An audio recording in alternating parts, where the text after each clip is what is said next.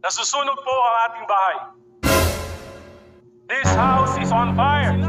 Ang tingin nila sa atin na tayo ay mga buhaya at buitre. Hindi lang sakim sa salapi, kundi pati sa kapangyarihan. Ano nga ba ang dahilan? Bakit napunta tayo sa ganitong sitwasyon? Grabe na ang korupsyon. Bilyon-bilyon ang perang nawawala. Sino-sino ang pumipirma sa national budget? Mayroon po akong ipapanood sa inyong video. Panoorin po natin. Mahirap magsalita. Madam Speaker, dear colleagues, nasusunog po ang ating bahay.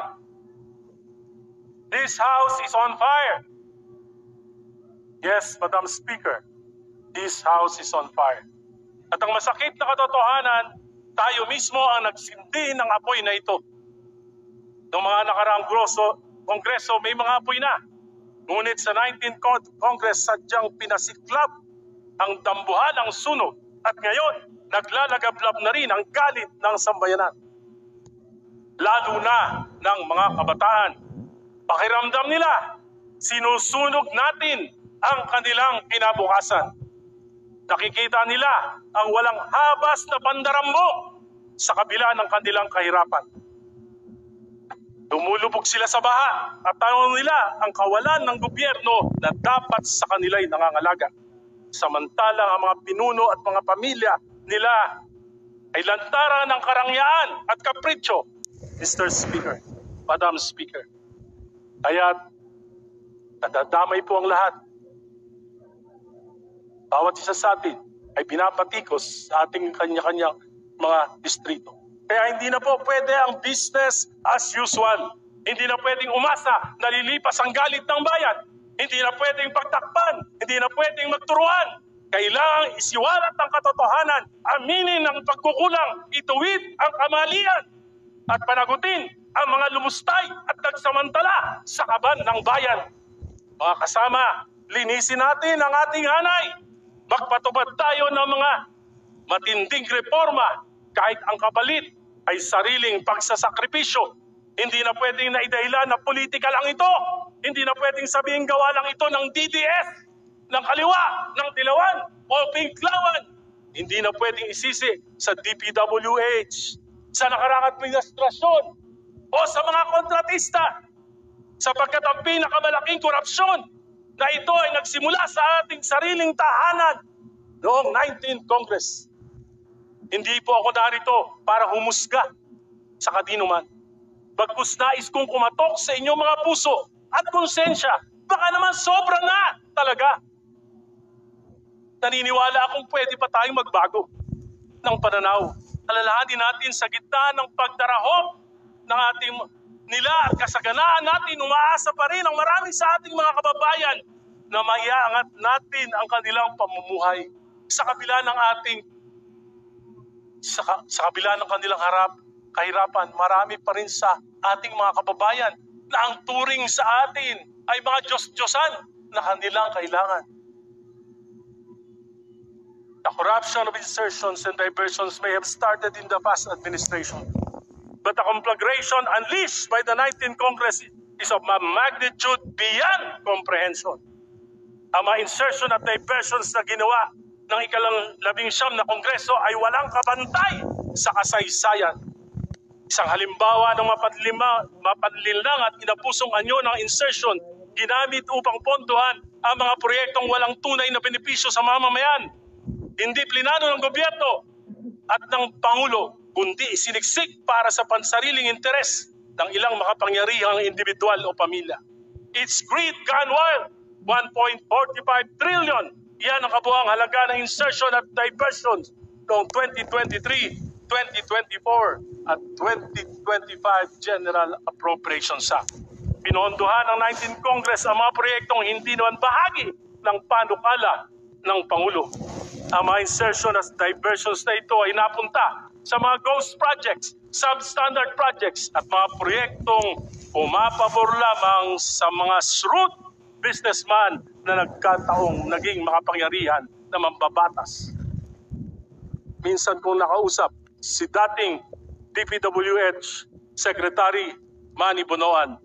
Sabi niya, Egay, maging ang computerized generated maintenance ng mga primary roads sa buong bansa ay binawasan at di pinatawad.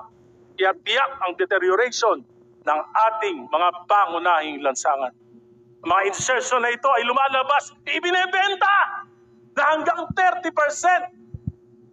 Para may patupad, dadayain ito o ghost project na lamang. Ang mga pondo binibenta. May proponents na, may traders pa. At sino ang gagawa ng mga programa? Yung mga district engineers. Hindi na dumadaan sa pamunuan ng ahensya.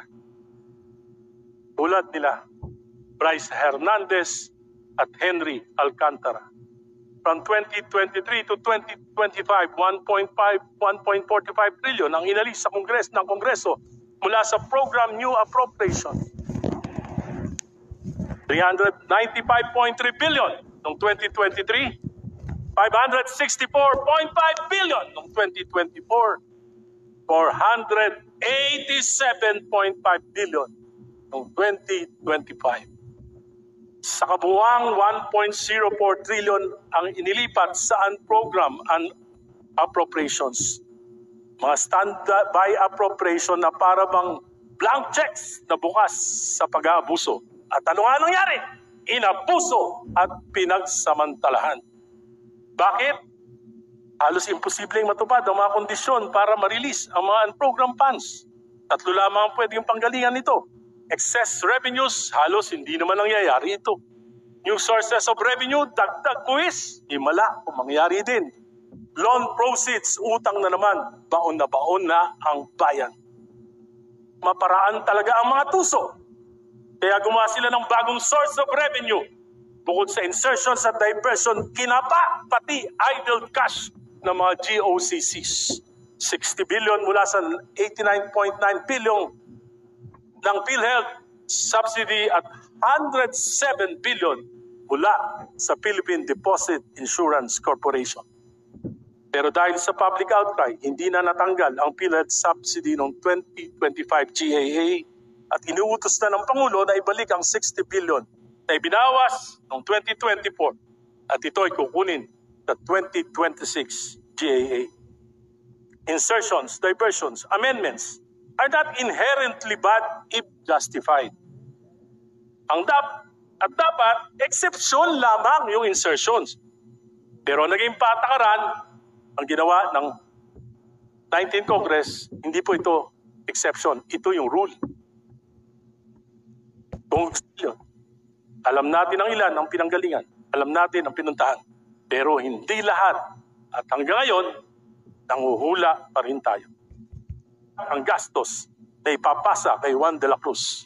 Ayon sa DOTR, sa dalawang proyekto pa lamang, Metro Subway at PNR Elevated Rail, may tig-4 na taonang delay. From 2028 na dapat matapos, magiging 2032. Tinatayang higit 200 bilyon ang karagdagang gastos dahil sa inflation, dollar fluctuation, commitment fees, interest at pagtaas ng labor and materials. Kung hindi ito pinakialaman, magkakasubway sana at magkakaroon na tayo ng PNR Elevated Rail bago ang budget. At hindi ko maisip kung paano nangyari na 3 sunod-sunod na taon under the noses of the DBCC. Sa mga susunod na araw, linggo, buwan, mas marami pang baho at kasuklam na pangyayari ang lalabas. Mas malalim, mas matindi. Kahit itigil ang mga investigasyon, bayan na mismo ang maglalantad ng katotohanan. Kaya hindi na pwede ang business as usual. Mga kasama, kung inaakala nating huhupa ang galit ng bayan, kung iniisip natin na malilimutan din ito ng sadyang makakaliputing mga Pilipino, nagkakamali tayo. Sapagkat gising na gising ang mga kabataan at natitiyak ko na ang mga substandard at ghost projects na naibunyag na ay tip of the iceberg pa lamang. Marami pang nakatago at sa pagpapatuloy ng mga investigasyon, marami pang mas malalim at nakakasukang mailalantad. Bilang mga halal na kinatawan sa atin, dapat manggaling ang pagtatama at pagbabago.